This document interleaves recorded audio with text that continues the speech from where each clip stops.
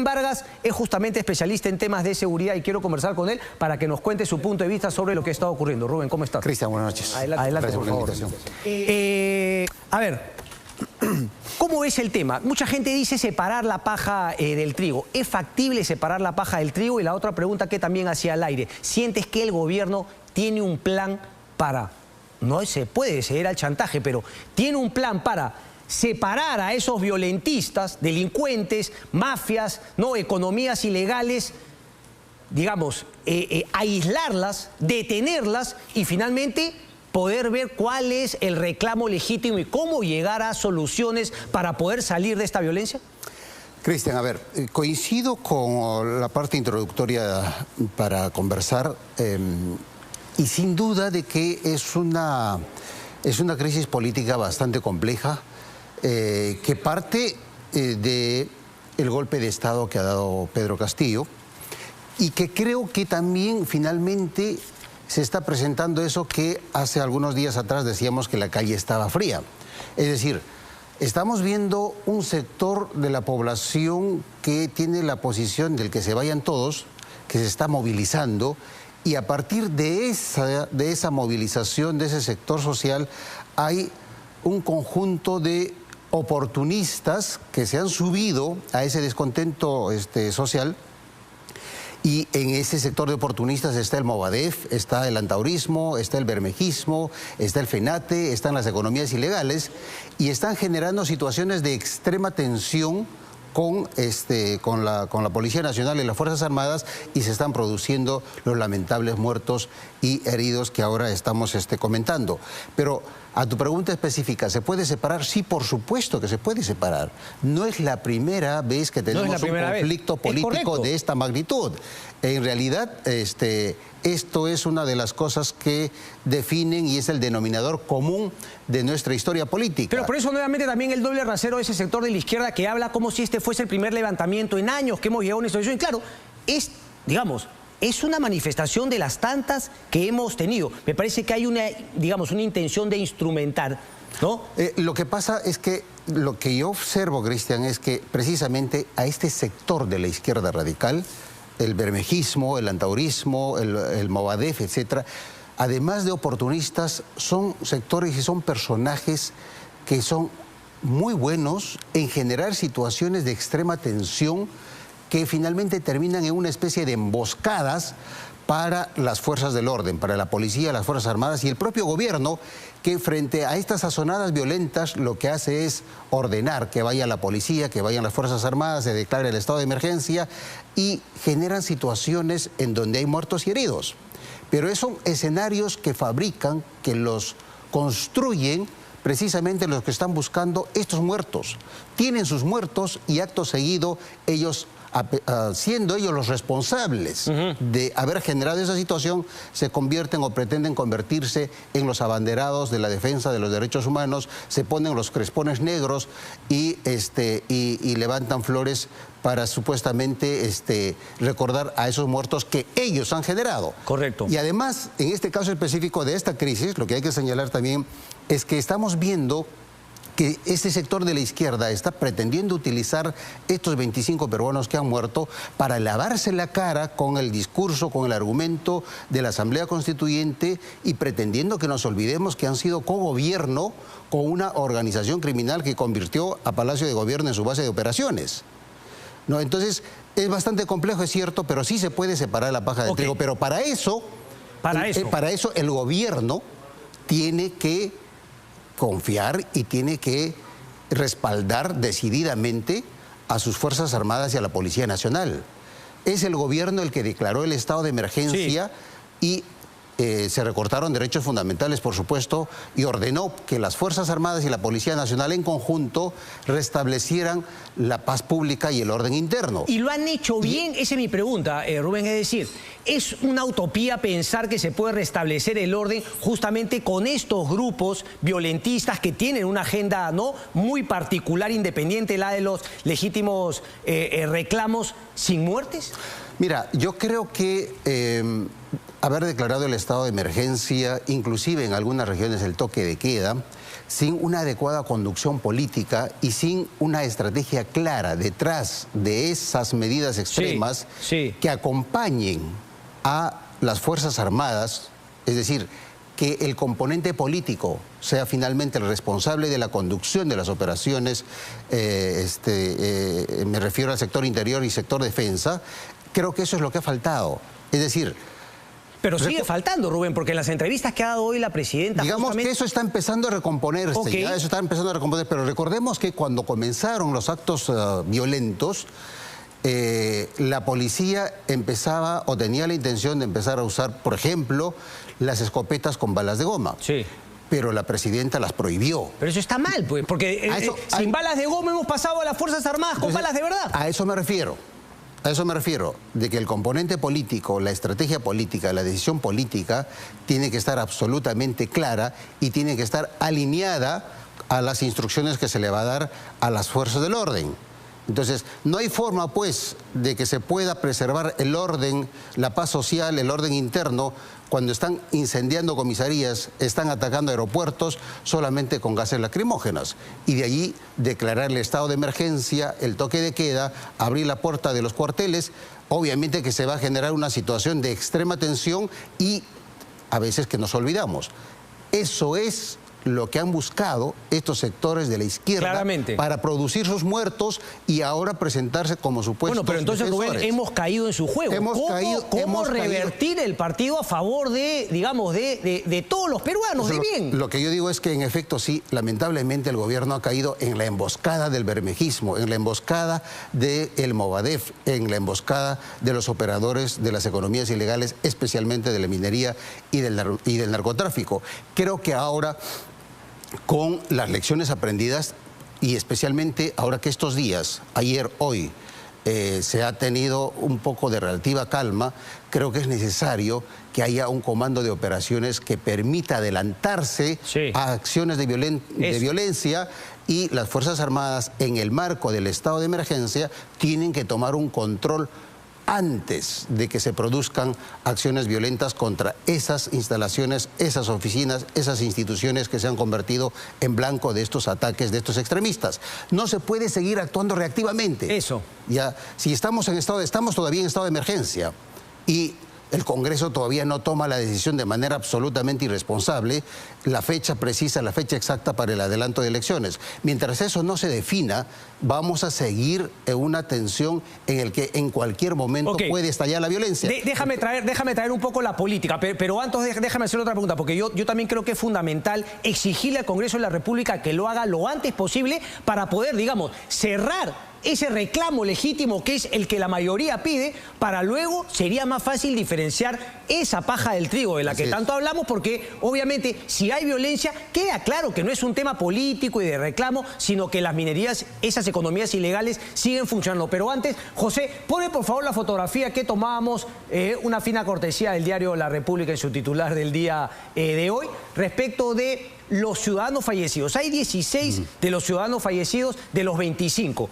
Las caras, Rubén, muchos jóvenes de 20, 21 años, incluso hay 2. ¿Cuál es esa dinámica que hace que esos grupos ilegales manden como carta en el cañón a estos jóvenes que finalmente son los que terminan muriendo?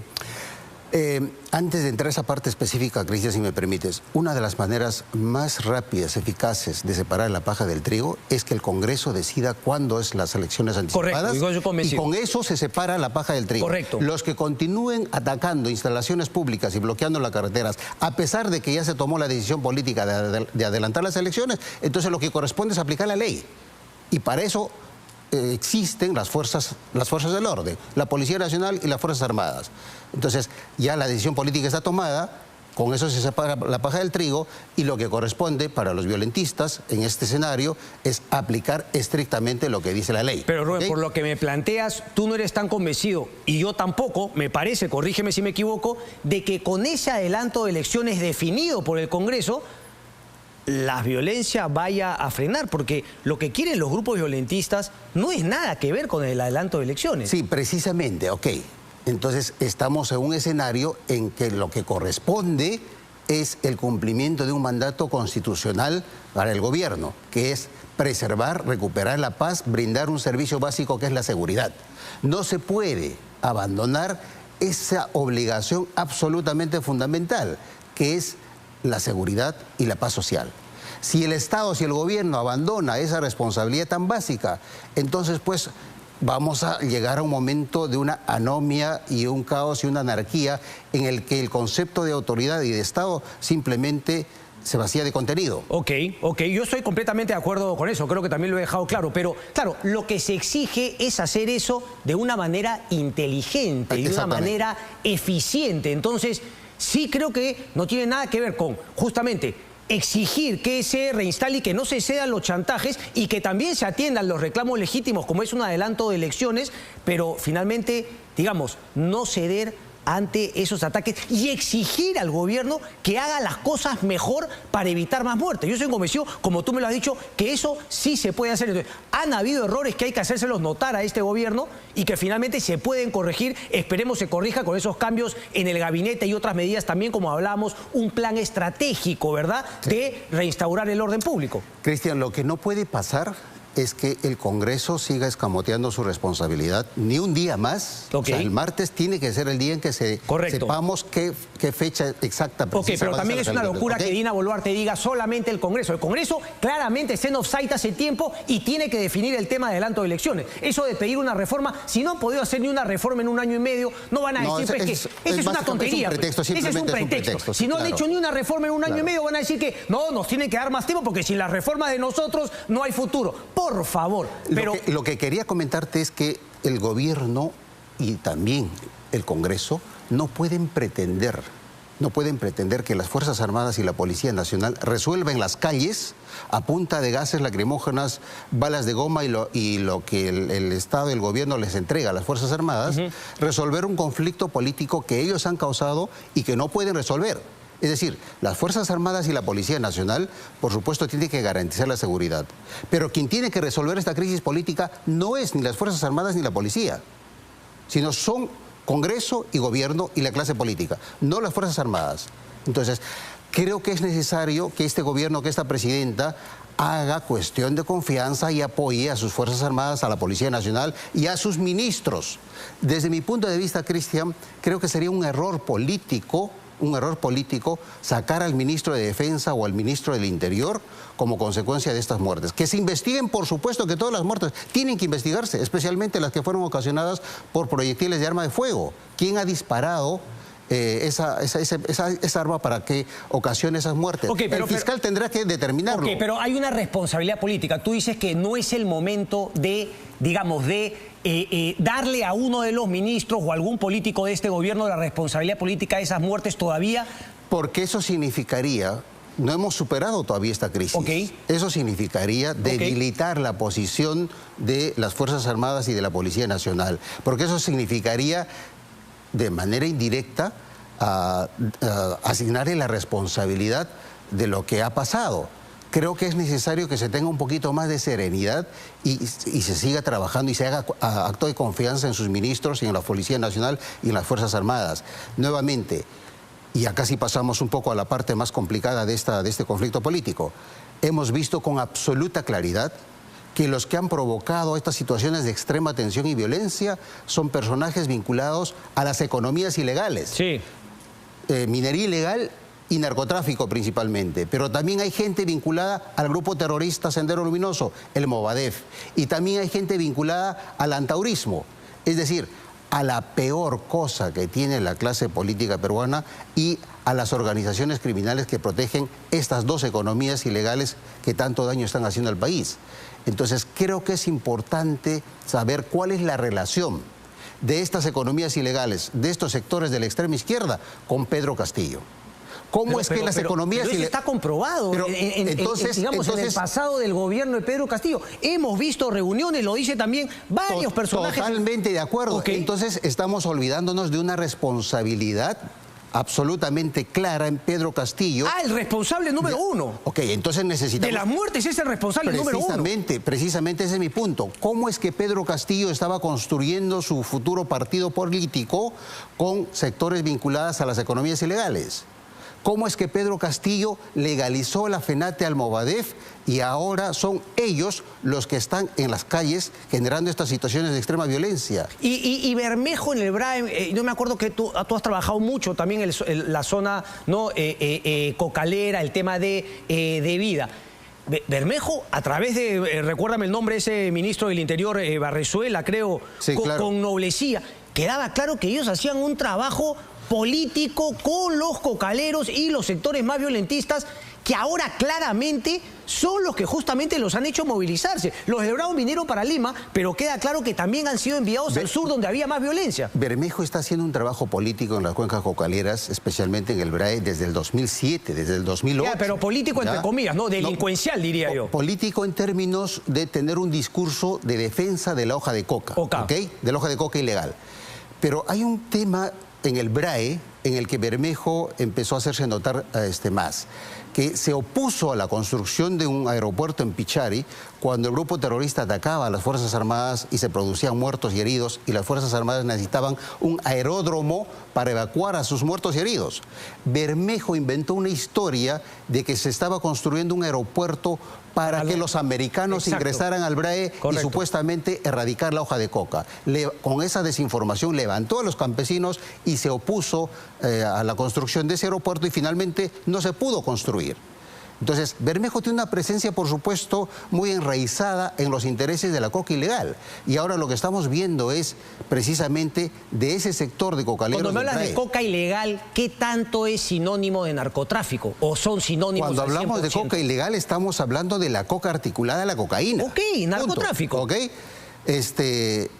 Y en la otra economía ilegal absolutamente clara y con una capacidad de movilización bastante alta, bastante grande, es la minería. Recordemos que en el Perú anualmente la minería ilegal moviliza 3.000 millones de dólares anuales. Minería ilegal. Y por supuesto es mucho dinero y le resulta muy fácil movilizar a ingentes cantidades de la mano de obra barata de la minería. Recordemos que cuando empezaron a producirse los bloqueos de la carretera de la Panamericana Sur en Ica, ¿dónde estaba Bermejo? Y el segundo punto de bloqueo se produjo en Ica, justo en Chala, justo en la zona también donde hay mucha minería ilegal. Entonces, esa relación de Pedro Castillo con los mineros ilegales es absolutamente clara y se tiene que investigar. Ahí trato de diferenciar también para no darle gusto, ¿no?, a estos grupos de izquierda radicales que hablan finalmente de todo el tema de el terruqueo. Queda claro que a la minería ilegal le importa tres pepinos, la ideología, el comunismo. La dinamita la tienen los mineros ilegales y finalmente ellos son los que la usan. Entonces, claro, está el Movadef que deviene efectivamente de Sendero Luminoso y de ese terrorismo de los 80s, 90s, pero luego están las economías, el anti-establishment que bien menciona Carlos Meléndez, que tienen la dinamita para la minería ilegal y no dudan en usarla justamente para esa protesta, para esos actos de violencia y recuperar el poder que sienten haber perdido con la salida de Castillo. Sin ninguna duda, es decir, Castillo les dio muchas facilidades a la minería ilegal, les regaló el Perú a la minería ilegal. Además de haber promulgado la ley que extendía el plazo por enésima vez de la formalización de la actividad minera, quitó los controles para la actividad y finalmente entregó el país a la minería ilegal. Ok, entonces digamos, los problemas estructurales vienen de hace muchísimos años, pero Pedro Castillo en su año y medio se ha encargado, y parece ser lo único eficiente que ha hecho en su gobierno, de agudizar a esas contradicciones, de potenciar a esas economías ilegales para ver finalmente lo que estamos viendo ahora. Lo que yo veo es que construyó sus bases sociales de su futuro partido político en estas dos economías ilegales. No a partir de una ideología necesariamente de izquierda, sino a partir de la capacidad económica y legal que tienen para movilizar a esas masas. Tienen mucho dinero subterráneo y son fácilmente movilizables. Hemos visto cómo cientos de camionetas, último modelo 4x4, se han venido del BRAE, de las zonas de minería ilegal de Chala, de Arequipa. Y son las únicas camionetas que transitaban por la Panamericana Sur, se supone bloqueadas por estas movilizaciones. Entonces, en realidad hemos visto cómo el poder fáctico de esas economías ilegales ingresó a Lima pretendiendo reeditar los actos actos violentos que se estaban produciendo en Arequipa y otras partes del país. Entonces, esas economías ilegales, por supuesto, sienten haber perdido esa conexión clara y directa que tenían, no con un ministerio, sino con Palacio de Gobierno, ¿no? Entonces, directamente. Exacto. Directamente con Palacio de Gobierno. Rubén, nada, esperemos que finalmente esto mejore, pero también me quedo con eso último, ¿no? Que se necesita y ojalá hayan esas correcciones en la estrategia de este gobierno con finalmente la declaratoria de emergencia que han hecho, pero de la policía y Fuerzas Armadas de utilizar con inteligencia el monopolio de la fuerza que tiene por la Constitución Fuerza Armada y Policía. Sí, necesitamos que el brazo político, la autoridad política conduzca las operaciones en estado de emergencia. Y ¿Te pareció entonces que fue un error justamente darle un poquito, ¿no?, de leña al fuego, que no haya sido el ministro de Defensa ayer, por ejemplo, él que hablaba en vez de los militares? ¿O no necesariamente te parece? No, me parece muy bien que haya un trabajo en conjunto y que haya un concepto de equipo entre ministros y los comandantes generales de las Fuerzas Armadas y la Policía Nacional. Creo que mientras estemos en estado de emergencia, eso es lo que tiene que ocurrir. Pero creo que es importante que la presidenta y el nuevo primer ministro confíen, hagan acto de confianza y apoyen a sus Fuerzas Armadas y a la Policía Nacional. Me parece que lo están haciendo, por lo menos en las conversaciones, en las entrevistas que ha hecho Dina Boluarte, me parece que finalmente lo hace. Ya, pero sacar a alguno de los ministros en este contexto sí sería un error. Sobre todo Defensa e Interior. Así es. Rubén Vargas, un placer como siempre, muchísimas gracias. Gracias, buenas noches. Bien, vamos a hablar justamente también de... ¿Perdón? Sí, lo tenemos ya.